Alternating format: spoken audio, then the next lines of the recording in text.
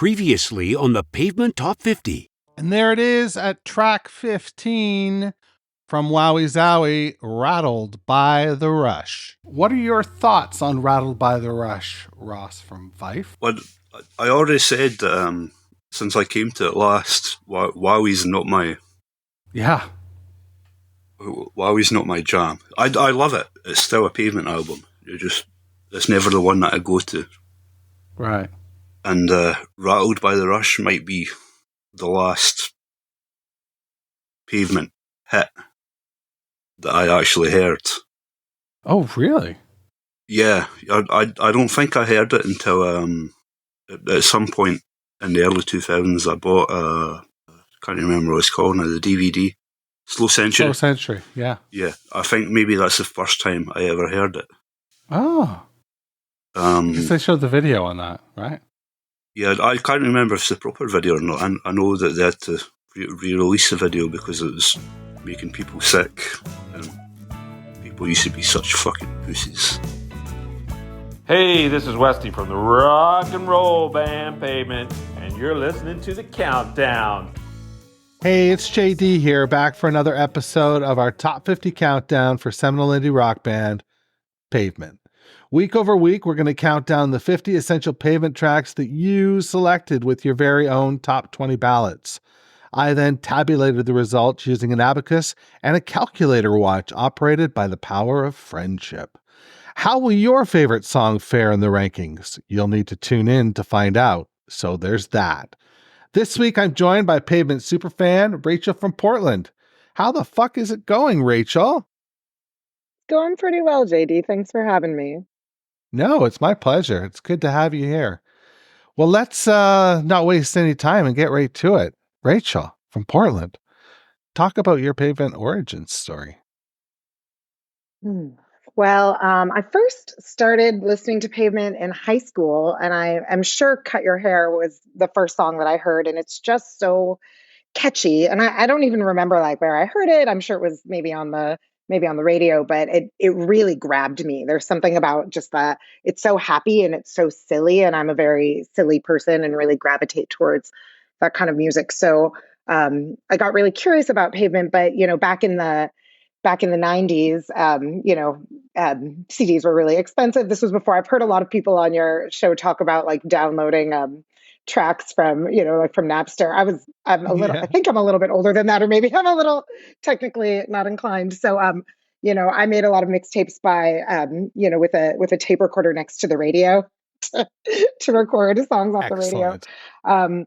So I actually I don't have a super clear memory of like how it evolved from there. I know there were a few other Pavement songs that I heard and really liked, like specifically Trigger Cut and just some of the other really happy ones. But I was also getting really into the Grateful Dead and other things. So I didn't really pursue my love of Pavement a lot, but it always had this really special place in my heart. I think that when the music that you listen to when you're growing up, it kind of just never, like, it always takes you back to that place in a certain way.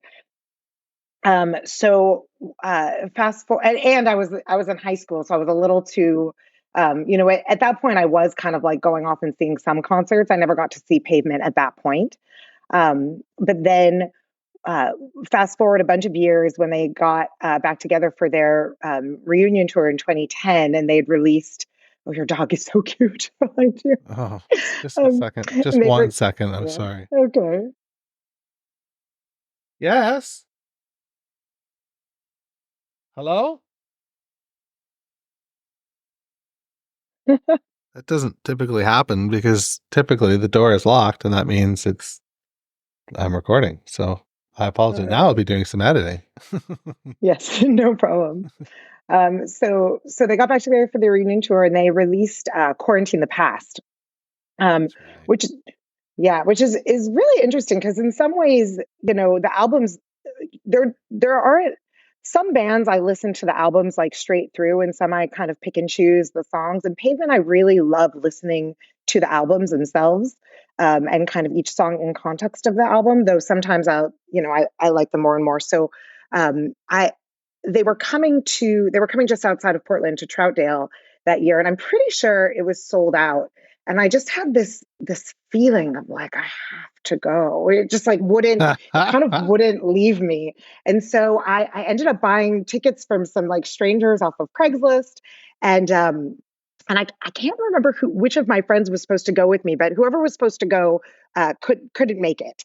And the day before the show, I randomly I was going to hang out with a woman that I had met through the yoga studio where I teach, and we were hanging out at her house. It was like our first friend hangout, and I saw that she had Pavement tickets on her fridge, like they were paper tickets.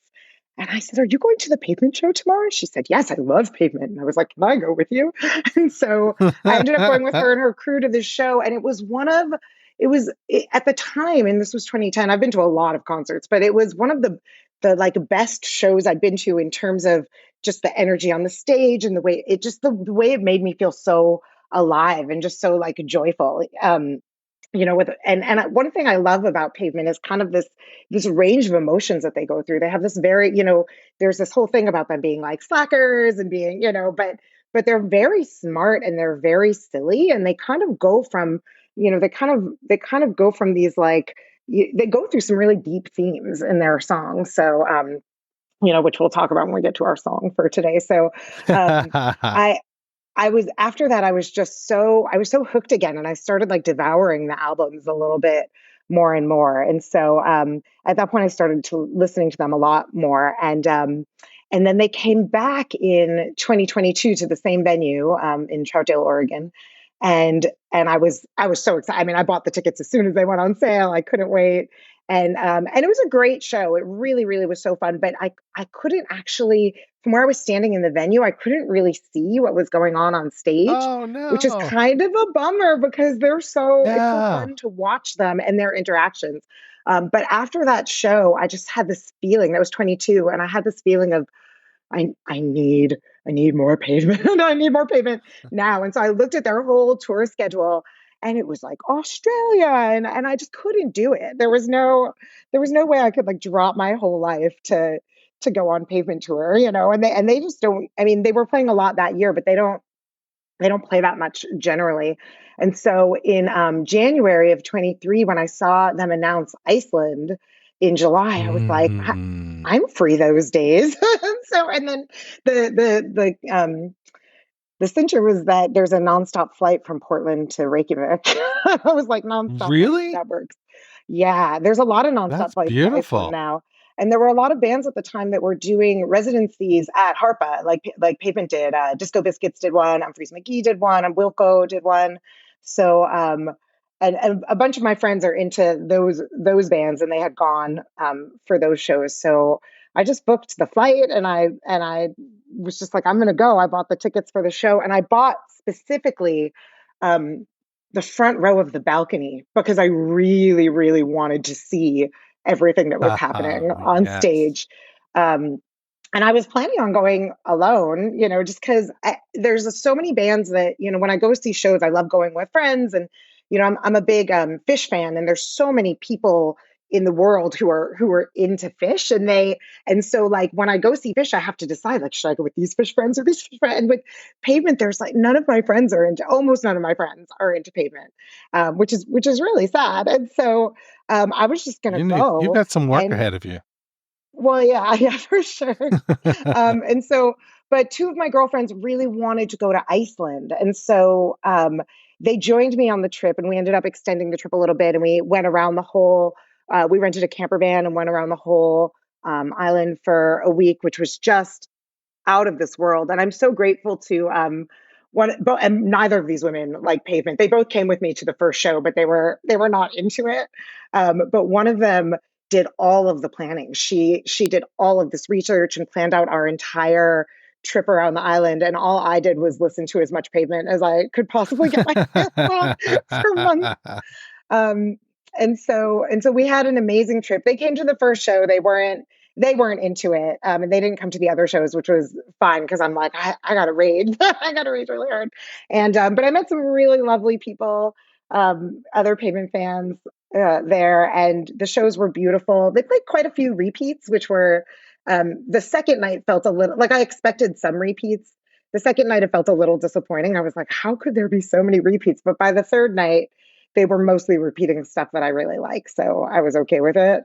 And I knew they were going to do that. I kind of expected it. It's tough because they took what 70 songs on the road. I forget. Somebody told us it was either 60 or 70. I was just re-listening to the episode with Steve West that I think maybe came out very recently, and he said 60. He said they took That's 60 right. songs on the road. That's who it was. Yeah. Yeah. So then they play 30. They play 30 songs a night, so you're going to get some repeats. Yeah. Yeah, which I expected. They did advertise B-sides and rarities for Iceland, and there were only so many, but it still was wonderful. And Harpa is a gorgeous venue. It's beautiful. It was also really funny. There's like no security in Iceland, and so like I'm so used to like hiding all my things when I go into a show, and like they barely looked at my ticket when I was going in. What? So that was pretty funny. Yeah. It was they were lovely shows. I had a really sweet moment. I think it was after the first show. I was walking with my friends. We were maybe a block, we were maybe 2 blocks from the venue, and it's late at night, but it's still light out because it was July in Iceland. And I saw this kid. He was probably maybe 7 years old. He looked like he was I don't know if he was Icelandic or if he was somehow related to the band. I think I've seen pictures of him in the front row from those shows, so maybe he was connected somehow.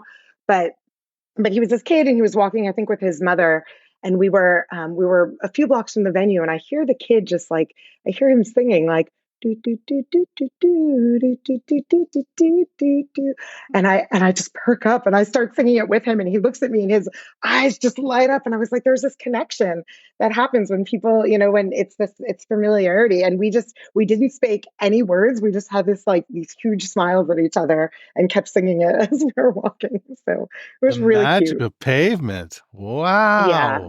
Cool. Yeah, I really feel that. Yeah. Yeah. Oh, and then what a great connection.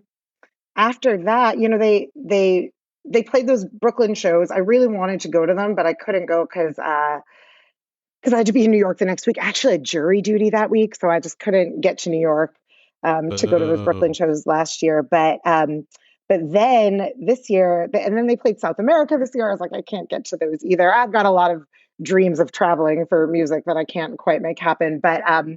But then they just played Bumbershoot in Seattle, which is only 3 hours away. And I was like, I was really torn because one of my dear friends was having a big blowout for his 50th birthday that same night. And I was just like, but Pavement's not going to play that much longer, I don't think. And he said, I would never fault you for going to see music. So I went by myself. I took the train up to Seattle and had such a great time. And part of the reason I actually wanted to come on your podcast was one of the things that was so interesting to me about being at that show was after being mostly in the balcony in Iceland, I did go down to the floor for the third night of that run, but I was determined. I was like, I want to be front row center for this show. And the way that the Bumbershoot is this really great festival. It's set up in Seattle Center. It's really beautiful. And so I was standing kind of to the outside of the stage where they were going to play as the band before them was finishing. And as soon as they were done, I kind of started walking towards the middle. And there was a spot on the rail I could have taken, but it was off to the side. I really wanted to be more central. So I went all the way to the center, and I ended up, like 4th or 5th row. But it was still an hour before they were going to start. And so there were all these people who were also crowding around, like waiting for them. And so a bunch of us ended up sitting down and just chatting. And these 2 people that I was sitting with and who I talked to a lot, and we saved space for each other during that time. It was so fascinating. It was this man and this woman, and she had just 3 weeks ago turned 21. And I know, I couldn't believe it. And so I asked her, and so I was like, tell me how you got into Pavement. I'm channeling you, Diddy. And so we had this amazing conversation just about how she got into Pavement and her favorite songs and everything. And one of the things that I thought was so interesting, we all know that, Pavement's having this TikTok resurgence. I'm not even on TikTok, so I don't know, like all of that stuff. But but it was so interesting to me that there are, and almost all there was a lot of people who were, I'd say, in my age range, slightly older than me, maybe like in their 50s, who were there, who were like really enjoying the show. But most of the people who were right around me were in their 20s. And it was so fascinating. And so the idea to me that there are people who love Pavement, like who love Pavement and love talking about Pavement and love seeing Pavement as much as I do, but have a completely different relationship with Cut Your Hair than I do, or that people who got into Pavement, when they first came out, it's so different. And I was so fascinated by all of that. And then one of the weirdest things was that they didn't play Cut Your Hair at the show. And they played it at every other show I've been at, so it was okay. But I was actually really shocked about it. I was like, they're catering to their new fans, and they're not catering to their original fans. It's very cool to think that, all this touring and the TikTok stuff has really led to a new generation enjoying this band. And that's just a testament to, the music they made, right? Mm-hmm. For sure. And it's interesting that they, like in some ways I really appreciate that they're not making new music as Pavement. Like I love the new music that they're making. Yes. Otherwise, I'm a really big fan of, Stephen Malkmus and the Jicks and all of that work. And I'm really excited about the Hard Quartet stuff that's coming out. But, there is a part of me that wonders, what that would be like. And as much as in some ways I wish like Pavement hadn't broken up, like the stuff that Stephen Malkmus, created afterwards is so rich and so brilliant that, I know that that was supposed to happen in that way. Yeah, I liken it to every time I make wishes about changing my past. I think I can't do that. I have 2 kids and I don't want anything to happen to them. I don't want to wish them away by accident. That would be terrible. You want a butterfly effect your kids away. The same thing goes with this band. Yeah. If Pavement never broken up, you'd be on a totally different life path. Totally. Well, what do you say, Rachel from Portland, that we take a break and then come back and listen to song number 14? Yeah, I'm into it. All right, let's do that. Hey, this is Bob Nastanovich from Pavement. Thanks for listening. And now on with a countdown. 14. Maybe someone's gonna save me. My heart is made of gravy, and the laps that swim from lunatics don't count. Open up your stocking, pull out all the things you never wanted from room service calls. Room service calls.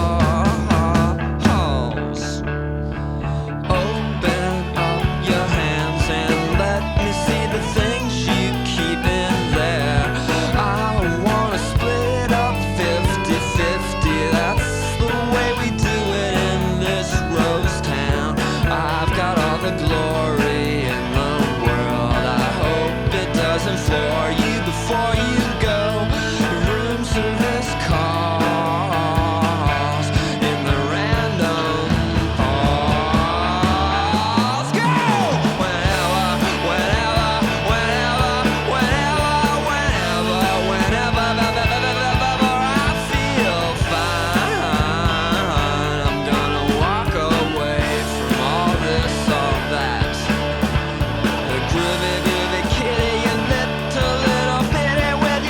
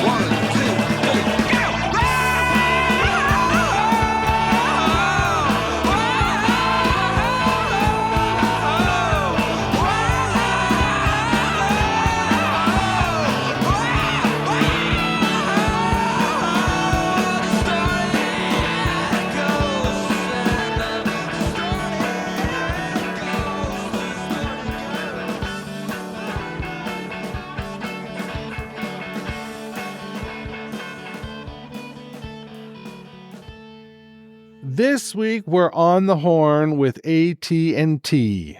How are you feeling about song number 14, Rachel from Portland? I love AT&T. The song is super fun. I really love the way in which like the verses go into this when he goes into the like whatever, and then there's a kind of screaming thing, and it almost feels like the whole song like could be complete, and then it like starts again with the second verse, which I really love. It takes you on a really cool journey, and I also love, to me, there's so much like meaning in it, and there's also so much um that I don't understand and feels a little bit nonsensical to me, Sure. which I also love, because that really feels part of like the essence of Pavement. Like there's something really deep and there's something that's really nonsense, and it's almost like I almost feel like as a band they like both want you to want to figure it out, and they're like, don't be a fool and try to figure it out. I love that. Yeah, I can see that. My first talk with Spiral Stairs ever, he talked about the mystery of the band. And, how the first couple EPs, they were just Spiral Stairs and SM. People didn't even quite know on the first EP whether the band's name was Pavement or whether it was Slate Tracks. So they loved that mystery. So who knows, that might have carried forward rather than in persona, but in the music. That's a nice assessment. Yeah, thank you. So what else do you think about when you think about this track? This is from Wowie Zowie. Is it one of your standout Wowie Zowie tracks, or? Yes and no. I mean, I love Wowie Zowie. I never submitted my top 20 ballot to you because I didn't find out about your podcast until after the ballots were in. And so when I go through my like top 20, there's like, I don't know, 14 or so that are very clearly in my top 14. And then there's like 15 songs vying for the last 6 spots. So this wasn't in that original roundup for me, but it is a song I really love. And there's most things on Wowie Zowie that again is an album I really enjoy listening to through. And I would never skip this song when it came on. It's and now that I've like spent so much time listening to it for this podcast, it definitely might up its way into my top 20 a little bit. But there's so many good songs on Wowie Zowie. It's hard to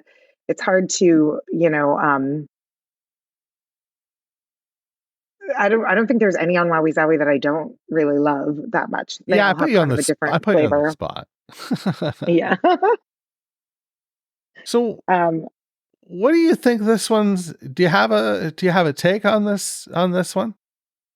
I do have a take on it, and I'm going to preface this by saying that I'm a life coach, and so I think that I'm coming to this from a little bit of like a life coach, way of viewing it. So I also will say that that's just my perspective, and I don't need to be right on any of this. This is just the interpretation that I came up with based on reading it. Okay, so a couple things. So first of all, AT&T, obviously it's a phone company, communication company. So I think that in essence, there's this idea about the way in which we are like in communication with each other, but also the way in which we are in communication with ourselves. And the way in which that can be like clear, and the way in which that can be clouded a little bit. I did go online and just kind of like look up the lyrics and read some things, and there's a lot of different controversy about the lyrics in terms of the way that they're printed, like on the if you look at the lyrics, there's a lot of people who are like, no, that's not right. So who knows about that stuff. But I personally think that there's let me tell you what I'm feeling. All right, so when it starts with this, maybe someone's going to save me. I did read somewhere that's kind of like punking Oasis a little bit. I don't know if that's true, but I kind of like the idea. Oh, I love that. Yeah. Of it. But to me, what it really means is like, I kind of feel that this is somebody who, this song is really kind of speaking about somebody who is almost like afraid to take action in their own life and is kind of like swimming in the soup of what they think they're supposed to be doing, whether that's like the corporate ladder or, or having success in certain ways. And so this idea of like maybe someone's going to save me is kind of like I'm not going to take my own action and I'm just going to kind of wait for someone else to come in and create direction.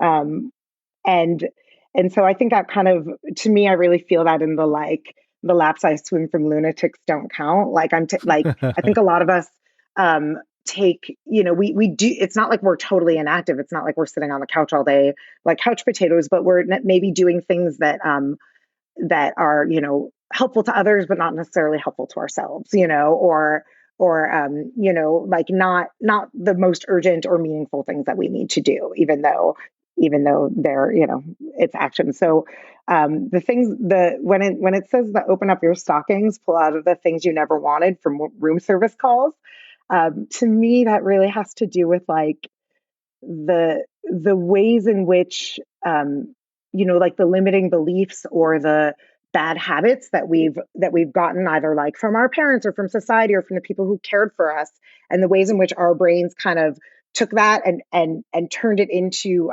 operating systems for how we move through the world, which I think in general those are very helpful in the sense that they got us through what we needed to get through, but they're not always helpful because sometimes they really limit us, and they create like false beliefs that keep us from achieving what we want to achieve in our lives.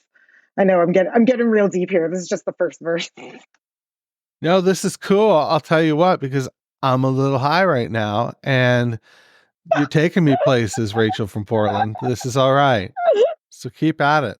Okay, cool. So the whole idea with like open up your hands and let me see the things you keep in there, like that to me really speaks to me about this idea of like being vulnerable and like showing your true authentic self. And what I think this song is kind of challenging is this idea that like that it like that's how we make real connection, and at the same time it's really vulnerable and uncomfortable. We don't always want to do it, right? Um and so that, that's kind of how I see this song, that like uh, somebody who's really kind of afraid to connect with their own full, authentic, true self, and is kind of experiencing the discomfort of living in a world where they're like putting on a face. Does that make sense? Yeah. Yeah. I mean, does it make sense? Maybe you haven't thought about this song in that way. I haven't thought about it in this way for absolute sure. No, this is cool. Keep going. I had a question, but it slipped away. Okay, yeah, let me know if you remember it. So then, because then it goes into the like whenever I feel fine, which I just love the riff on this. It's so high energy and fun, and then it gets into those really silly like groovy kitty. I'm like, what is this even saying? But it's this idea of like whenever I feel fine, I'm gonna walk away from all that, and it's kind of like I don't know if you've heard people say, I'm sure we've all heard people say things like, oh, well, I can't do this because of this, or like, when this thing happens, then I'll be able to do this. And it's almost like I hear the character like waiting for that someone that's going to say me, and when I feel better, then I'm going to do these things, as opposed to just taking the action to make themselves be ready to do it. Like I'll walk away now, as opposed to when I'll walk away whenever it is that I feel better. And this is where we get to one part where there's a what's the word I'm looking for? Discrepancy in the lyrics. The lyrics that I found say, all right. The lyrics I found say, you skinny people don't like that when you con them. But I read online, somebody said, no, it's when you call them or when you call on them, which also works for AT&T. I think both ways work in terms of this interpretation. Like people don't like it when you're not authentic with them, and so, right. Or when you, in terms of a call on them, if it is call on them, then it could be like, almost this feeling of fear that if you ask someone for something, then like it's like almost a fear of our own neediness, if that makes sense. Like everybody has needs, Fear of our but own nobody wants neediness. to be, like nobody wants to be needy, like we all want to like, but we all have needs. And so I think if you're, if it's like, if it's saying, people don't like that when you call on them, if that's the lyric, then there's almost this idea of like a fear that if I ask someone for something, then they're gonna, then it's very vulnerable again. It puts you out there in a way that could be considered uncomfortable. Very, very interesting look at that. And it's nice that you prefaced it with your occupation, because it's no, where I'm going with this is we all bring, our shared experiences to these songs, and you've shared some experiences with people as well. So you're probably bringing all of that, like you've got, you've given us some stuff to think about.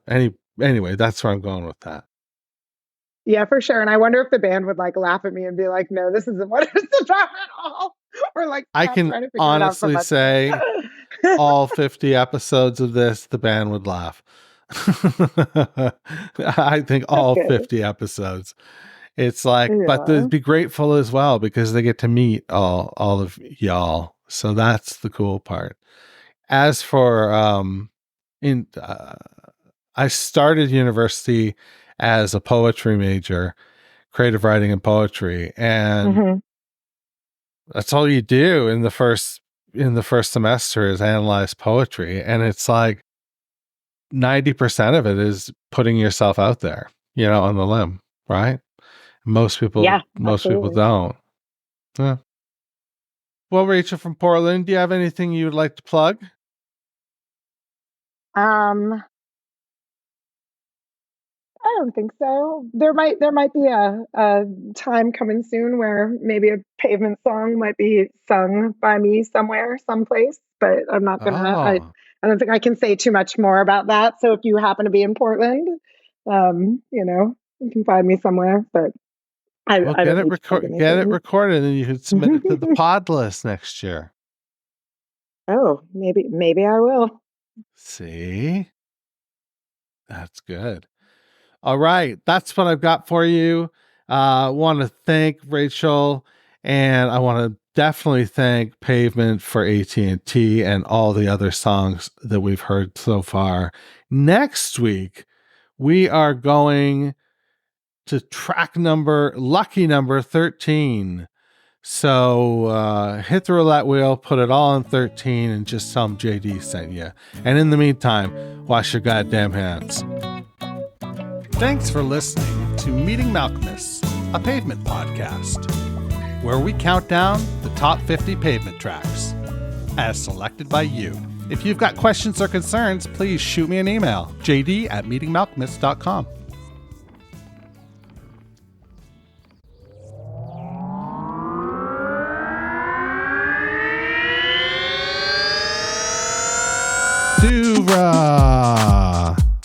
Podcasts and such.